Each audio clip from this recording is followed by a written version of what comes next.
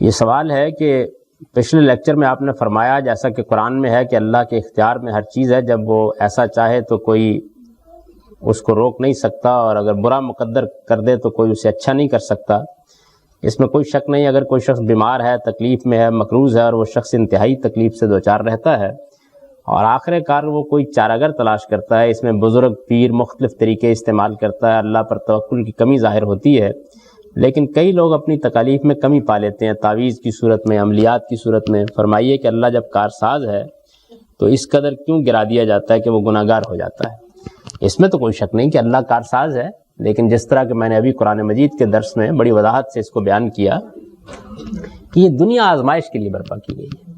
اور اس آزمائش میں اللہ کو یہ دیکھنا ہے کہ کون سبقت لے جا کے آگے بڑھتے ہیں، کون ہیں کہ جو ایک توازن کے ساتھ کامیاب ہو جاتے ہیں،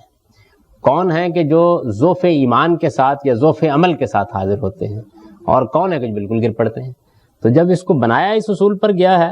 تو پھر ظاہر ہے کہ یہ آزمائش ہوگی، اور اس میں سارے ہی لوگ سامنے آئیں گے۔ اللہ تعالیٰ نے بتا دیا ہے قرآن مجید میں کہ میں نے چونکہ اس کو اس قانون پر بنایا ہے تو میں اس میں مداخلت نہیں کرتا۔ باقی رہ گئی یہ بات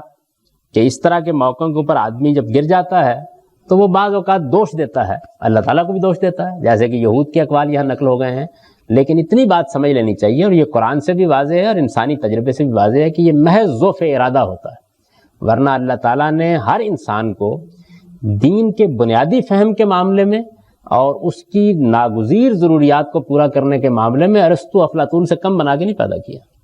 یعنی اس میں اللہ نے پوری صلاحیت انسان کو دی ہوتی ہے۔ یہ الگ بات ہے کہ وہ اپنی اس صلاحیت سے کام نہیں لیتا اور ذوف ارادہ کا شکار ہو جاتا ہے۔ جب ذوف ارادہ کا آدمی شکار ہو جائے تو پھر اور ذوف طاری ہو جاتا ہے، یہاں تک کہ وہ گر پڑتا ہے۔ تو اس کی وجہ یہ نہیں ہے کہ اللہ نے اس کو یہ صلاحیت نہیں دی،